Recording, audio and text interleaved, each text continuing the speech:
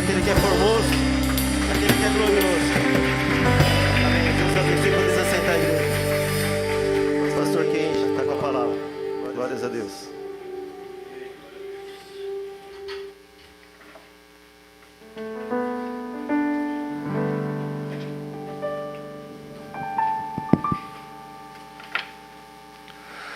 Bom dia, irmãos e irmãs, a graça e a paz da parte do nosso Senhor Jesus. O irmão José pediu-me para que reforçasse o aviso sobre o encontro de oração que temos às terças-feiras, às 7:30 da manhã, neste local, nesta igreja. Você que tem esse tempo, quer estar conosco, orando, buscando por alguém ou por você mesmo uma porta de emprego, alguma situação muito difícil. Terça-feira, além da segunda-feira, nós temos então a terça-feira, às 7:30 da manhã, meia hora aqui com os irmãos intercessores. E coloque na sua agenda, última sexta-feira do mês, temos vigília de oração.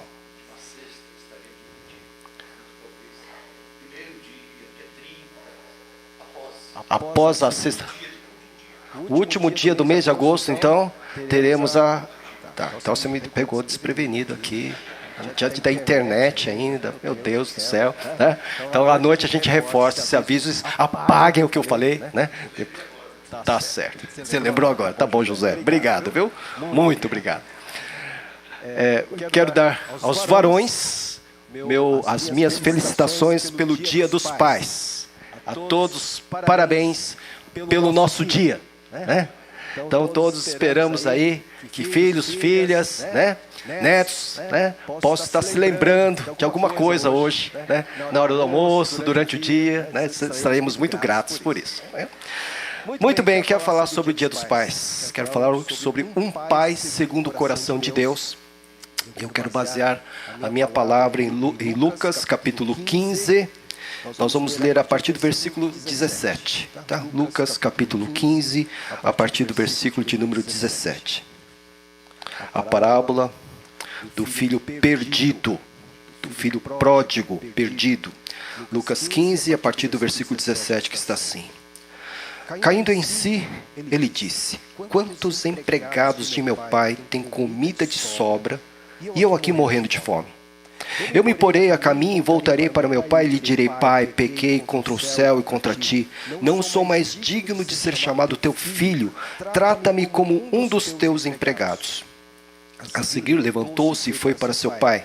Estando ainda longe, seu pai o viu e, cheio de compaixão, correu para seu filho e o abraçou e beijou. O filho lhe disse: Pai, pequei contra o céu e contra ti. Não sou mais digno de ser chamado teu filho. Mas o pai disse aos seus servos: depressa, tragam a melhor roupa e vistam nele, coloquem um anel em seu dedo e calçados em seus pés, tragam o novilho gordo e matem-no. Vamos fazer uma festa e alegrar-nos, pois este meu filho estava morto e voltou à vida, estava perdido e foi achado. E começaram a festejar o seu regresso. Enquanto isso, o filho mais velho estava no campo. Quando se aproximou da casa, ouviu a música e a dança, então chamou um dos servos e perguntou-lhe o que estava acontecendo.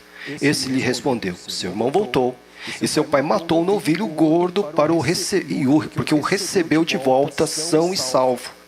O filho mais velho encheu-se de ira e não quis entrar. Então seu pai saiu e insistiu com ele, mas ele respondeu ao seu pai: olha, todos esses anos tenho trabalhado como escravo ao teu serviço e nunca desobedeci às tuas ordens, mas tu nunca me deste nenhum cabrito para eu festejar com os meus amigos. Mas quando volta para casa esse teu filho, que esbanjou os teus bens com as prostitutas, matas o novilho gordo para ele. Disse o pai: meu filho, você está sempre comigo, e tudo que tenho é seu. Mas nós tínhamos que celebrar a volta desse seu irmão e alegrar-nos, porque ele estava morto e voltou à vida, estava perdido e foi achado. Nós temos então esta parábola proposta por Jesus numa sessão que alguém batizou de sessão de perdidos e achados, né? Nós temos ali a ovelha perdida, a moeda perdida e o filho perdido. Mas a minha intenção nesta manhã é usar esse texto para pensarmos a respeito de um pai segundo o coração de Deus. Quando nós pensamos na figura do pai, figura importantíssima na constituição de uma família. Que imagens vêm à sua mente e ao seu coração? Alguns tiveram, muitos, graças a Deus, tiveram um pai suficientemente bom. Um pai que talvez, embora não tenha sido evangélico, enfim, conseguiu estruturar a sua família. Conseguiu dar boa educação, conseguiu encaminhar, foi provedor, protetor. Então, alguns, quando nós falamos pai, conseguem ter uma boa referência, uma boa imagem, porque tiveram um pai suficientemente bom, né? Embora suficientemente bom, não perfeito, porque ninguém é perfeito. Alguns desses pais ainda estão entre nós, ainda estão conduzindo, guiando, liderando as suas famílias. Ainda são amados, respeitados, honrados, exatamente por causa do seu comportamento, mas também revelam ainda, né, as dificuldades de qualquer um de nós, porque todos nós somos seres humanos. Temos carne, sangue, né, sangue percorrendo as nossas veias, erramos bastante e somos pecadores. No que diz respeito aos pais cristãos, aos pais que entregaram seu coração a Cristo Jesus, embora nós tenhamos também essa missão de sermos bons pais, erramos também, com toda certeza. Pecadores, mas redimidos pelo sangue de Jesus. Temos que imprimir na mente, no coração dos nossos filhos, pais que estão aqui, que estão me assistindo, essa imagem, essa referência de um pai bom, de um pai temente a Deus. Mas há outros que não têm uma boa imagem, outros que não têm boas lembranças, há outros que sofrem ainda, que não conseguem até mesmo conectar a imagem de Deus como pai por causa do pai que têm ou tiveram. Sofreram muito na sua infância, sofreram muito na sua adolescência, na sua história, e não conseguem fazer essa ligação entre Deus e ser Deus um pai. Porque o seu pai não foi bom. O seu pai falhou muito, foi omisso, foi violento, agressivo. Fez com que as coisas faltassem em casa, fez a sua mãe sofrer. E aí alguns de nós não temos então essa boa referência, essa boa imagem. Então quando falamos em pai, a pessoa até fica estremecida por causa da sua história. Bem, o fato é que há um denominador comum entre pais bons e pais não tão bons. Há um denominador comum: pecado. Apesar de alguns serem pais bons, eu espero que a maioria, nós somos pecadores. Outros, infelizmente, acabaram sendo deixados nas tramas do pecado e manifestaram então toda a sua decadência moral e espiritual. E muitas vezes, principalmente neste mundo que vivemos, nós carecemos de modelos. Nós precisamos de modelos que possam nortear o nosso agir, o nosso comportamento, a nossa tarefa de ser pai. Não é fácil. Ninguém entra numa faculdade para ser pai, não é? Como ser pai? Ter o diploma, paternidade, não temos. Doutor em paternidade, não tem, não é?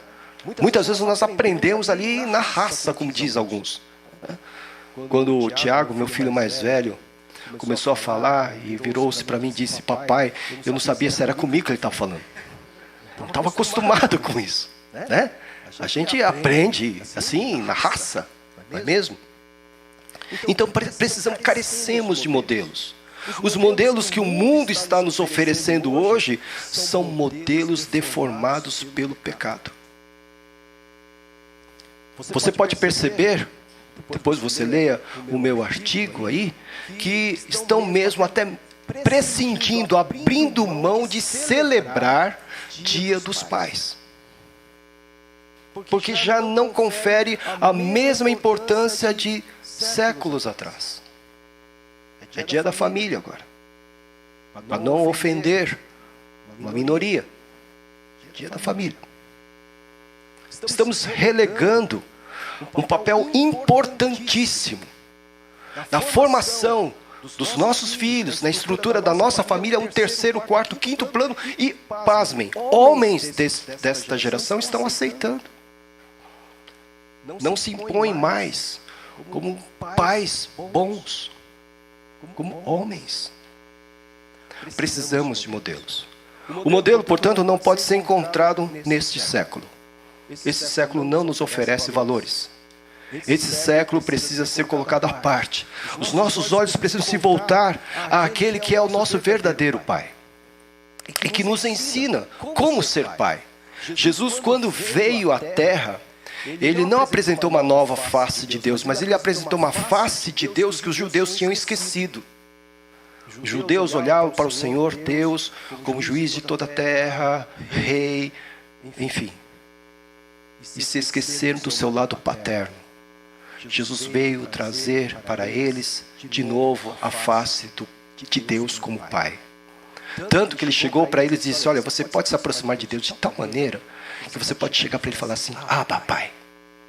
Abba, Paizinho. Você pode se aproximar dele assim.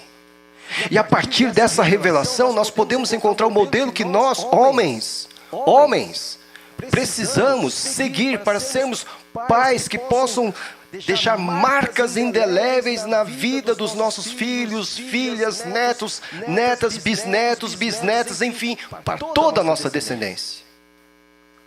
Eu quero destacar 3 qualidades aqui nesse texto que acabei de ler. Um pai segundo o coração de Deus é um pai que é generoso, gracioso. Como é que eu posso provar isso? Se você ler ali no versículo de número 17, o filho pródigo, né, aquele filho que resolveu se rebelar contra o pai, ele chegou para o pai e falou: eu quero a parte da minha herança, eu quero que o Senhor adiante a parte da minha herança, porque a herança só pode ser dada quando há morte. O pai estava vivo. Falou: me adianta que eu não vou aguentar esperar o Senhor morrer para então eu ter... Não, me adianta a minha parte, está tudo conversado. E aquele pai cedeu. Ele dividiu a herança com seus 2 filhos, sendo ele ainda vivo. Está aqui, ó. Aí ele pega a sua parte da sua herança e vai embora, né, gasta com tudo que queria gastar, pródigo, né, aí vai parar no fundo do poço. Não havia, obviamente, outro resultado a não ser esse. E ali então, ele estava passando fome, né, vendo que os porcos comiam algo que ele queria comer, dos porcos, né? E aí diz o texto: caindo em si, colocando a mão na consciência, né? Como muitos jovens ainda farão isso, quando olharem para trás, cairão em si e verão o valor dos seus pais. Só espero que não seja no fundo do poço, né? A juventude de hoje e de muito tempo sempre se revelou assim, rebelde, né? O pai não sabe de nada, né? O pai é antiquado, né? Alguém disse que no começo as crianças olham para o seu pai e o veem como herói. Depois, na adolescência e juventude, não é assim mais. Não sabe tudo. É um velho, né? É o velho, né? Não sei o quê. Aí se torna maduro, tal, continua. Talvez meu pai tenha alguma razão nessa situação. Aí quando fica idoso, vira: puxa, sábio era o meu pai. Tem esse desenvolvimento, infelizmente, né? Mas esse filho aqui, ele diz, caindo em si, ele diz: quantos empregados do meu pai têm comida de sobra? Claro que os empregados precisam ser alimentados, mas esses tinham fartura, sobra. Um pai generoso, um pai gracioso, lembrando-nos que a graça é aquele favor que é oferecido a quem não merece. Graça, generosidade. É horrível lidar com pais mesquinhos, avarentos, que não abrem mão de seus bens pessoais, particulares, em prol até mesmo dos seus filhos, que são egoístas, que pensam tão somente no seu bem-estar. É horrível isso. Aqui nós encontramos um pai, né, que cuidava bem até mesmo dos seus empregados. Eles tinham fartura, comida de sobra. E o filho se lembra disso. Os empregados do meu pai tinham fartura. Eu vou lá, porque é melhor viver como empregado do meu pai do que viver independente, na minha liberdade, longe dele. E ele foi então lá. E veja a generosidade desse pai. Quando o filho volta, tem toda essa alegria. Que bom, filho, que você voltou. Que bom, tal, joia, tal. Assim, vai lá, escolhe lá um aposento dentre os empregados que eu tenho. Escolhe lá o seu quartinho ali, né? Você pode arrumar suas coisas ali, tá tudo bem. Tá tudo... Não fez isso. Ele chegou ali, mal cheiroso, fedendo a porco, né? No meio do lamaçal, todo ali acabado, estando ainda longe, né? O seu pai o viu e, cheio de compaixão, correu para o seu filho, o abraçou e o beijou. E o filho começou aquele discurso de pedido de perdão: pai, pequei e tal. Ele não deixa terminar e diz aos seus servos. Por que os seus servos? Porque um autor chamado Henri Nouwen, ele imaginou como foi a cena. Ele disse assim: o pai estava ali, né, sentadinho na sua varanda, olhando para o horizonte. Então, aparentemente, estava sempre esperando pela volta do seu filho, né? E quando o moleque ele está voltando, né, o que ele faz? Ele sai correndo. Não era apropriado para um idoso fazer isso, né? Então, quando os seus servos veem o seu patrão correndo, todos vão atrás dele. Então, quando ele chega no filho, já tem aquela turma atrás dele. Por isso que ele pode dizer: servos, olha, diz aos seus servos, depressa, tragam a melhor roupa. A melhor roupa. Diz, tragam qualquer coisa para ele vestir. Não, tragam a melhor. O cara está um trapo, né? Tragam a melhor roupa, né? E aí ainda ele diz: vistam-no, coloquem um anel. Aquele homem está cheio de lama, sujeira, né? Coloquem um anel nele. Olha, eu estou colocando ele de volta à posição de filho. Graça, generosidade. É triste nós encontrarmos tanto egoísmo, né, em certos comportamentos de certos pais. O que isso vai desenvolver nos filhos? Né? Tanta falta de graça. Esse rapaz aqui o ofendeu mortalmente. Mas ele volta, ele está feliz. Esse idoso está feliz da vida porque ele voltou. Mas, continua ainda. Ele diz: coloque um anel e calçados em seus pés. Ele devolve a dignidade para aquele seu filho. Podia ter parado por aí, não é? Parou, trocamos, você é meu filho, etc. Não, continua. Diz: tragam um novilho gordo e matem-no. Vamos fazer uma festa e alegrar-nos. Ele não está medindo aqui, considerando custos aqui. Era um novilho que estava sendo separado para ocasiões especiais. Esse pai, segundo o coração de Deus, esse modelo que eu proponho a todos nós varões, é um pai generoso, um pai gracioso, que não leva em conta os erros dos seus filhos e filhas, mas está sempre com as suas mãos estendidas na direção do seu filho, de sua filha, em que pese a ofensa que tenha recebido, em que pese a tristeza que o seu filho tenha cometido contra si, ainda estende as suas mãos graciosas e generosas. Este pai dessa história, nós bem sabemos, representa o nosso Deus.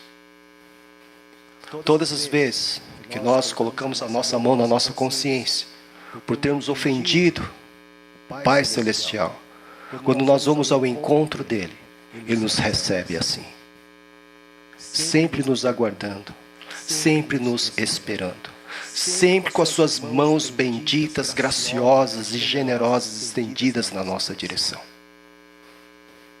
Se somos filhos dele, temos que imitá-lo no nosso relacionamento com os nossos filhos. Falhamos com os nossos filhos e filhas, eles falham conosco, mas a nossa mão tem que estar sempre estendida, porque você é pai. Não espere isso do seu filho, espere é sua responsabilidade, porque você é pai. Você é que tem que estar estendendo as mãos. Bem, então, Ele é um Pai generoso. E a generosidade e a sua graça é a primeira grande lição que tiramos desse Pai segundo o coração de Deus. O modelo que nós temos que estar considerando no nosso papel de pai na nossa casa, na nossa família. É também um Pai cheio de compaixão, misericórdia. Porque diz o texto aqui que Ele está ali, olhando por horizonte, estando ainda longe ali, Ele só divisou a figura do filho ali. Ele sabia que era o seu filho, porque o conhecia. Não é? Ele divisa ali, o viu e cheio de compaixão. Cheio de compaixão. O que sustenta um relacionamento, irmãos, dentro do lar, dentro da família, dentro do casamento, além do amor, respeito, honra, que todos merecem? Compaixão. Porque erramos. Nós erramos. Todos nós erramos. Se nós julgarmos aquele que amamos, que restará a nós, a não ser um lar dividido? Se nós condenarmos aquele que erra debaixo do nosso teto e executá-lo emocionalmente, moralmente, espiritualmente, você não presta. Você não serve para nada. Você nunca vai ser nada. Isso é compaixão? Claro que não. Quantos adultos ainda hoje carregam as feridas provocadas por palavras ditas por pais que sem nenhuma sabedoria condenaram os seus filhos? Você nunca servirá para nada. Você nunca chegará a lugar nenhum. Por causa de alguma coisa que aconteceu, às vezes tão tola. Compaixão. O Pai, segundo o coração de Deus, é um Pai cheio de compaixão e misericórdia. Ele olha para o seu filho, sabe que ele vai errar, sabe que ele erra, como ele errou e como ele mesmo foi filho. Alguém disse para mim certa feita: no seu trato com seus filhos, pastor, eu não posso oferecer o que eu não recebi. Pode sim, pode. Embora você não tenha tido um bom pai, embora você não tenha tido um pai que se compadecesse com as suas fraquezas, com os seus erros, você que agora conhece a Cristo e o Deus do Senhor Jesus Cristo, o Pai do nosso Senhor Jesus Cristo, você pode sim. Pode. Você não recebeu, mas você pode oferecer. Sem compaixão, não há como dizer que é um pai segundo o coração de Deus. Compadecer-se da miséria alheia. Eu já disse a vocês que etimologicamente, compaixão e misericórdia, misermão, córdia, cardia, mão que sai do nosso coração na direção daquele que precisa. Que dirá nossos filhos e filhas? Se vira. Escolheu aí, se vira. Quis ir lá, como o irmão mais velho disse, né? Ele foi lá, gastou seu dinheiro com prostitutas, etc. Deixa ali. Coração de pai, um coração segundo o coração de Deus, vai se compadecer, até mesmo quando filhos e filhas, de uma forma assim, teimosa, resolvem tomar decisões que vão contra a vontade do Pai, e o recebe de volta. Compaixão. É assim que Deus se utiliza, né, no nosso relacionamento. Quando nós vamos a Ele, né, depois que a gente vai muitas vezes para o fundo do poço, nós não encontramos o Pai Celestial com os braços cruzados, né, olhando para o nosso rosto de cima para baixo, né, dizendo: eu te falei, eu te avisei, agora se vira, rapaz, se vira, mulher. Não encontramos. Ele nos recebe nessa alegria, nesse abraço, nesse beijo que conforta, consola todo o coração que errou, sabe que errou e que precisa de uma nova oportunidade. O Pai, segundo o coração de Deus, é um Pai cheio de compaixão. Isso vale para a nossa vida conjugal. Isso vale para qualquer tipo de relacionamento que nós temos, nós, os crentes. Nós nos compadecemos porque nós erramos também. Por isso temos que nos compadecer. Então ele viu ao longe, correu, abraçou, perdoou.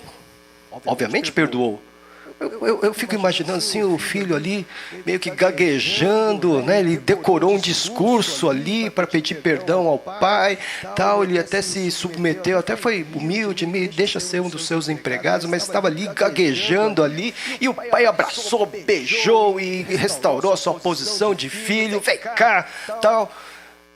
Ele perdoou.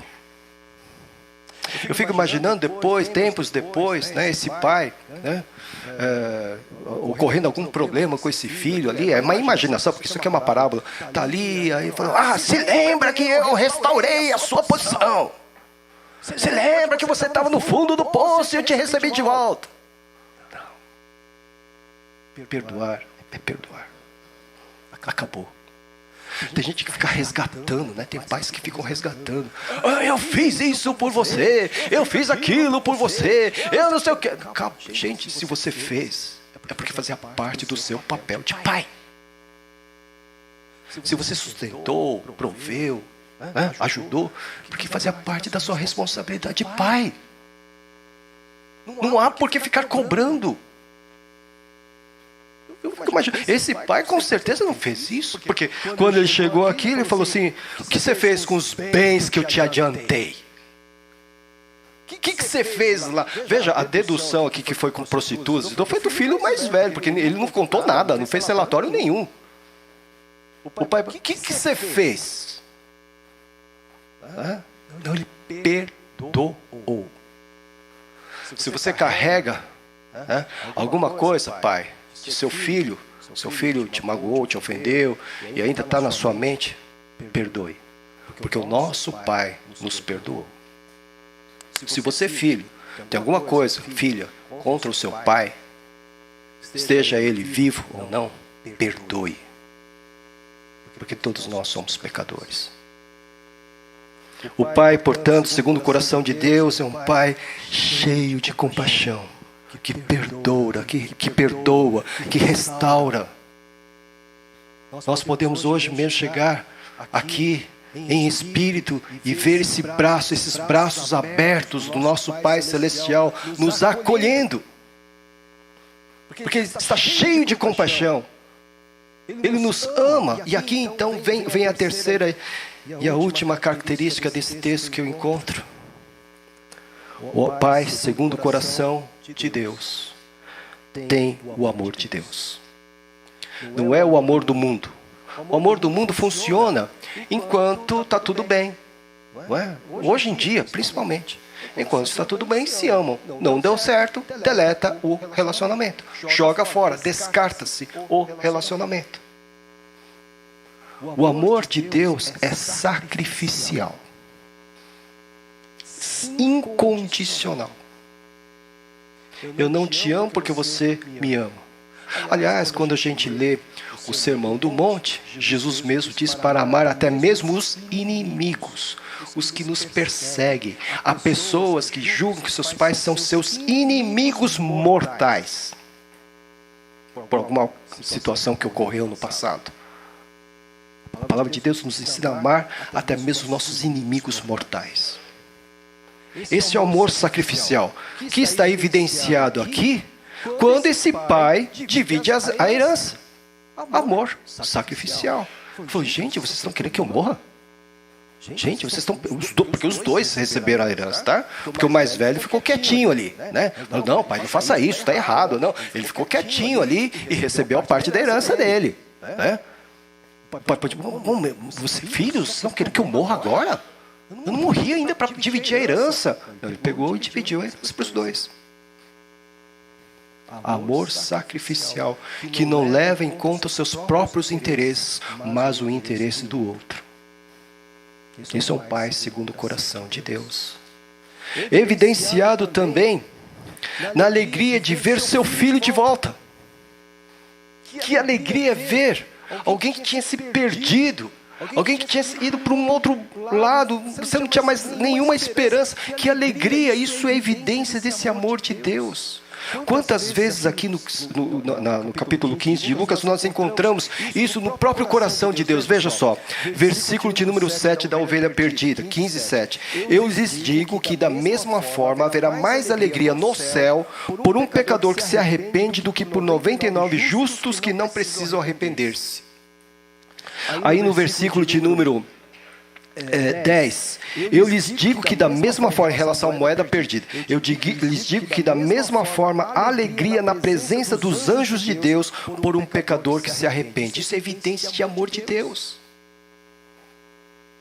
O amor de Deus leva um homem, um pai, segundo o seu coração, o coração de Deus, a se alegrar pela recuperação de seu filho, pela restauração de seu filho. O pai, não se imagina um pai crente, um pai, discípulo de Cristo, olhando para o seu filho que está ali perdidaço por suas escolhas erradas, é bem feito. Espero que aprenda uma lição. No dia que voltar em maltrapilho, no dia que voltar ali rastejando, ele não vai ser um tirano sobre a vida dele. Agora você vai comer na minha mão. Não. É esse pai que está retratado aqui, que revela, que evidencia esse amor sacrificial, abnegado. E ele revelou esse amor não somente para o seu filho mais novo, que havia se perdido. Na verdade, irmãos e irmãs, este pai da parábola tinha 2 filhos perdidos, um longe e um dentro de casa. Você pode ver pela reação irada desse irmão mais velho em relação à volta do seu irmão.